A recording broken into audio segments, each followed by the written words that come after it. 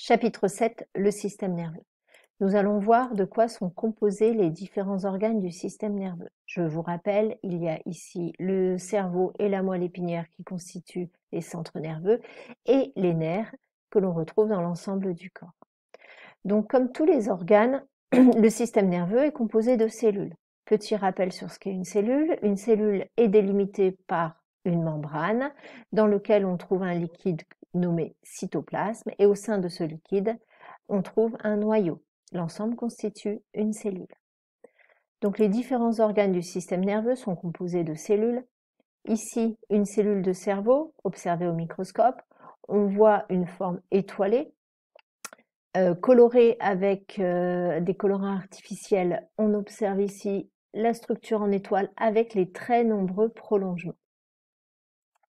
La moelle épinière, structure relativement similaire, avec ici des corps cellulaires en forme d'étoile et on devine les différents prolongements. Observation d'un nerf, donc un nerf est composé de très nombreuses fibres nerveuses. Toutes ces cellules, en fait, portent un seul et même nom, c'est ce que l'on appelle un neurone. Donc un neurone est constitué d'une forme étoilée, ici ce qu'on appelle aussi corps cellulaire, et d'un très long prolongement nommé axone, et au bout de ce prolongement, on trouve ce qu'on appelle les boutons synaptiques. Alors quel est le lien entre ce que vous voyez ici et puis les différentes cellules observées?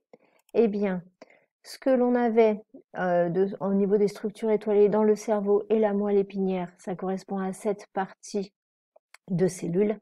Et ce que nous avions au niveau des nerfs, encore nommé fibre nerveuse, donc une fibre nerveuse correspond en fait à un prolongement de neurones nommé axone. Il faut bien comprendre que tout ça, c'est une seule et même cellule. Donc voici la photographie de neurones de tout à l'heure, avec ici le schéma interprétatif. Donc vous retrouvez la structure en étoile, avec les petits prolongements qu'on nomme dendrites, le grand prolongement nommé axone, au bout duquel on trouve des synapses. On verra le rôle des synapses un petit peu plus tard. Ce grand prolongement nommé axone correspond à la fibre nerveuse et on retrouve au niveau du corps cellulaire une structure classique de cellules, à savoir la membrane. Alors attention, la membrane, c'est ce qui délimite l'ensemble de la cellule, donc la membrane se trouve aussi bien au niveau du corps cellulaire que de l'axone. Le cytoplasme, et au milieu de ce cytoplasme, on retrouve ici le noyau.